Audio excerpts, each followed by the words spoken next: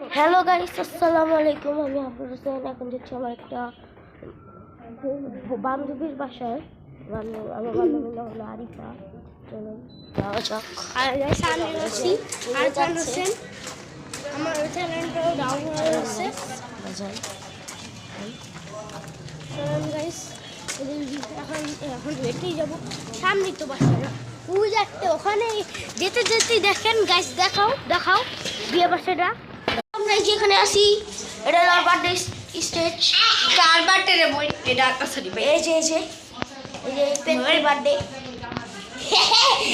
আমি ঝাড়ুটা কই গেল? পেটের বাসাটা। এরা দে। এই যে এটা লরি স্টেজ।